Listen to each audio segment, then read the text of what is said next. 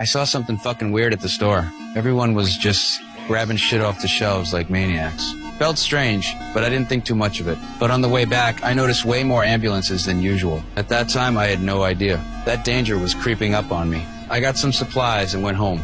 As I turned around to put things away, the television suddenly flashed breaking news. A new virus was spreading across the country. The media said wearing masks could keep it at bay. That night, I got a call from my sister. She's a government official, so she knew more.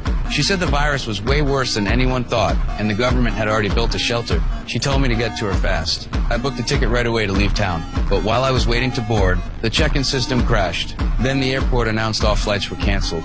They're just gonna keep lying! Don't you get it? They want us all to die here! Suddenly, an emergency alert flashed on everyone's phones. The virus had spread, and the country was on lockdown. No one could come or go. I panicked and called my sister. She told me to go home and wait. She'd send someone to get me.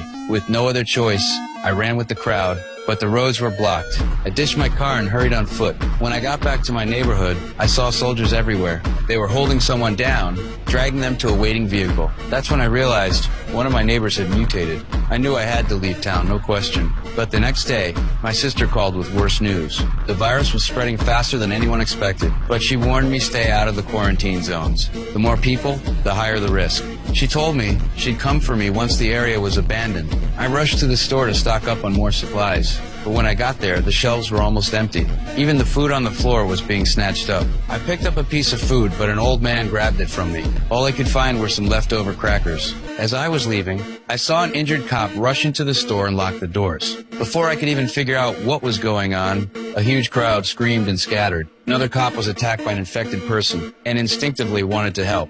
But when I saw that zombie-like creature, I froze. Luckily, the cop shot it dead, but before I could recover from the shock, the injured cop mutated too. Are you okay? Stay back! Stay back! I rushed home, locked all the doors and windows, and pulled the curtains. The military was rounding up people. Soon, there was a knock on my door. I hid in the corner, holding my breath. Finally, they left. 2 weeks later, the whole city was abandoned. I never heard from my sister again. The signal was gone, and I couldn't reach her. My food was running out. So, I decided to risk it and go out looking for supplies. I only had a fishing spear, so I stayed close. I broke into a few neighbors' homes, but found nothing. Then, at the next house, I discovered someone else was still alive. I've got nothing.